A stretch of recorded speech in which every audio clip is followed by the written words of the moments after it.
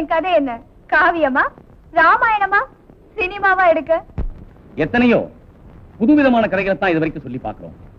அதுல உன் கதையும் ஒரு மாதலா இருக்கட்டுமே. அதனால்தான் இப்போ விலைமாதனுடைய வேதனை கதையை, கால்கசுடைய கண்ணீர் கதையை படமாக்கலாம். அதை பார்க்கிற இளம் பெண்ணுடைய உள்ளத்துல ஒரு மாறல் பேர் ஏற்படுத்த இல்லையா? அதுக்காகத்தான். ரொம்ப சாமர்த்தியமா பேசுறீங்க சார். கால் கேர்ள் சப்ஜெக்ட்லயும் ப்ராஸ்டியூட் சப்ஜெக்ட்லயும் கவர்ச்சி அதிகமா இருக்குமே, அத கேஷ் பண்ணிக்கலாம்னு தானே?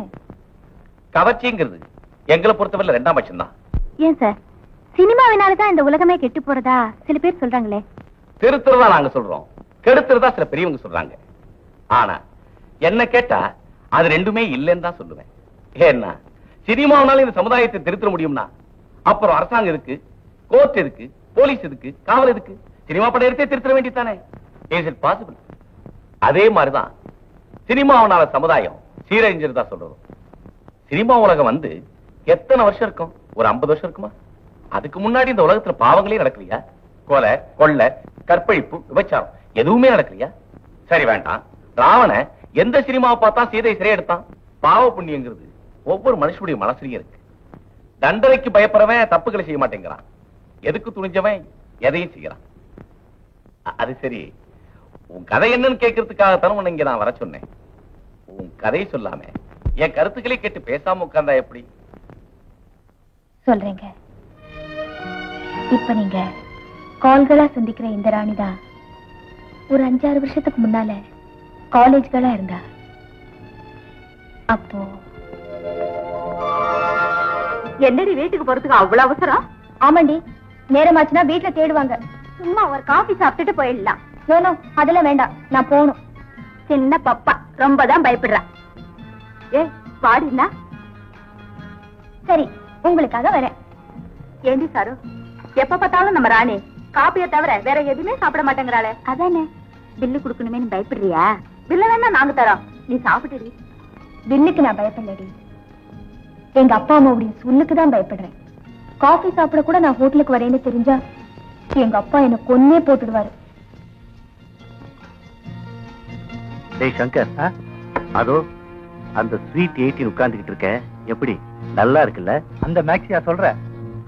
மடையா ப்ளூ தாவணியில மஞ்சள் ஜாக்கெட்ட போட்டுக்கிட்டு பாக்குறதுக்கு அழகா பியூட்டி குயின் மாதிரி உட்கார்ந்துகிட்டு இருக்காளே, அவளை சொல்றேன்டா. அவ உண்மையிலே குயின் தான்டா. என்னடா சொல்ற? அவ பேரே ராணிதான். சேஷாம், மத்த பெண்களை உன் வலையில ஈஸியா சிக்க வைக்கிற மாதிரி இவகிட்ட நடக்காது. வீணா ஏண்டா எட்டாத பழத்துக்கு கொட்டாவி விடுற? எந்த பொறுத்த வரையில எட்டாத பழம்னு ஒண்ணு இல்லவே இல்லை.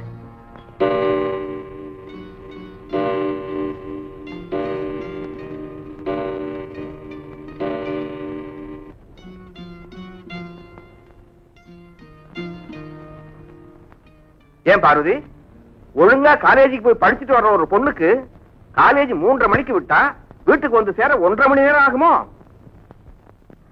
அது வந்துப்பா, என் தோழிங்க எல்லாம் ரொம்ப கம்பல் பண்ணாங்கன்னு காலேஜுக்கு பக்கத்துல இருக்கிற ஹோட்டல்ல காஃபி சாப்பிட போயிருந்தேன். உன் பொண்ணு காலேஜ்ல இருந்து வீட்டுக்கு வந்தா நீ காஃபி போட்டு தரது இல்லையா? தராங்கப்பா, ஆனா என் சிநேகிதிங்க எல்லாம் ரொம்ப தொந்தரவு பண்ணாங்கன்னு தான் இன்னைக்கு காலேஜ்ல தோழிகள்லாம் காஃபி சாப்பிடலாம்னு கூப்பிடுவாங்க, நாளைக்கு ஒரு கிளாஸ கட் பண்ணிட்டு சினிமாவுக்கு போறான்னு கூப்பிடுவாங்க.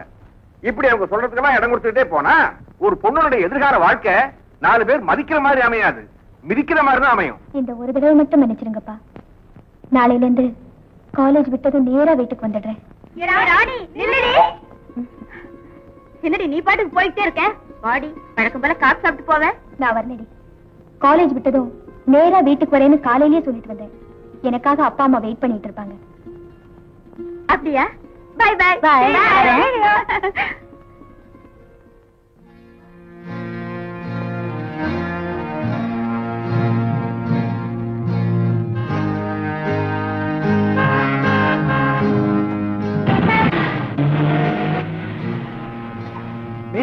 இந்த காலேஜ்ல BA ஃபர்ஸ்ட் இயர் படிக்கிற ராணிங்கிற ஒரு பொண்ணு யாருன்னு உங்களுக்கு தெரியுமா?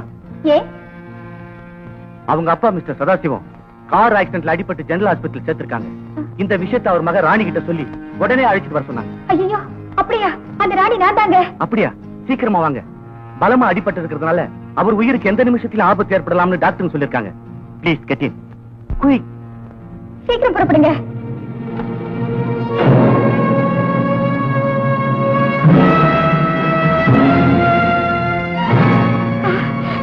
யார் நீங்க? எங்க அப்பா ஏதோ ஆபத்துல இருக்காருன்னு போய் சொல்லி ஏன் இங்க கூட்டிட்டு வந்தீங்க?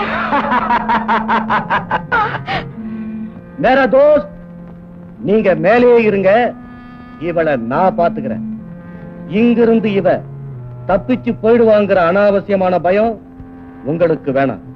அந்த அளவுக்கு நான் முட்டாள் இல்ல. வராதீங்க, கிட்ட வராதீங்க.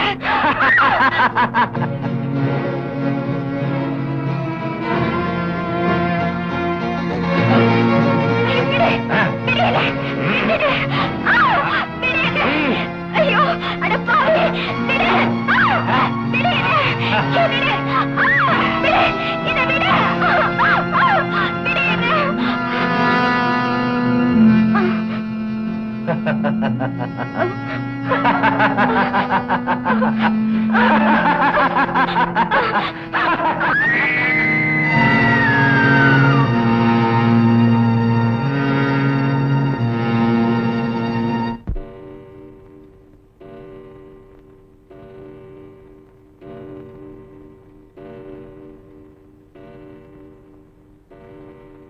என்னங்க, வழக்கமா 4 மணிக்கெல்லாம் காலேஜ் விட்டு வந்துடுற நம்ம பொண்ணு இன்னைக்கு ராத்திரி 10 மணி ஆயும் வரலையே. என்ன பண்ண சொல்ற? எங்க போய் தேட சொல்ற? போலீஸ்லயாவது ரிப்போர்ட் கொடுங்களேன். வயசுக்கு வந்து ஒரு பொண்ணை காணோம்னு நான் போய் போலீஸ்ல கம்ப்ளைண்ட் பண்றது ஒண்ணுதான், நம்ம பொண்ணோட எதிர்காலத்துக்கு படுகொலை விட்டுறது ஒண்ணுதான். அப்ப என்னதான் செய்ய போறீங்க?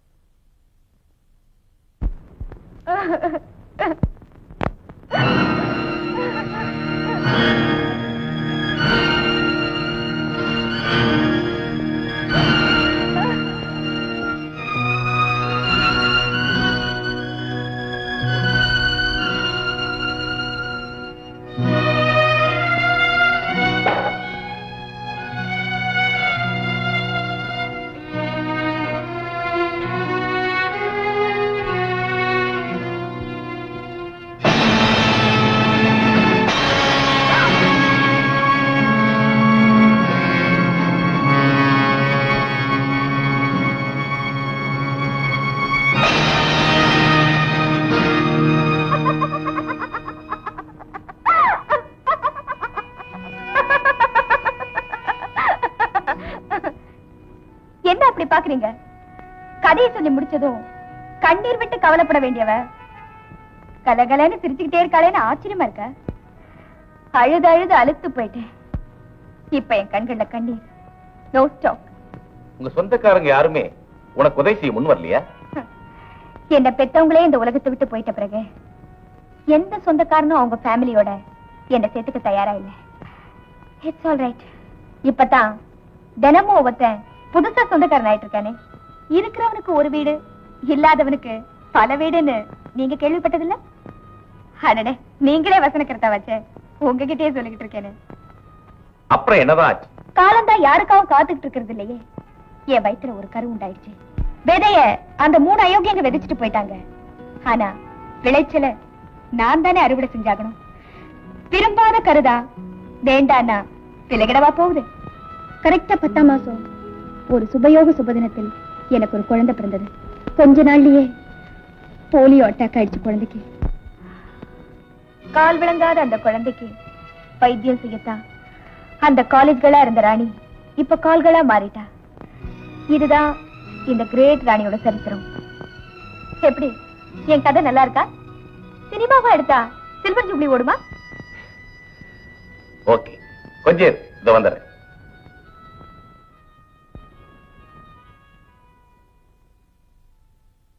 ராணி, இதுல 5000 ரூபாய் இருக்கு, வச்சு. 5000?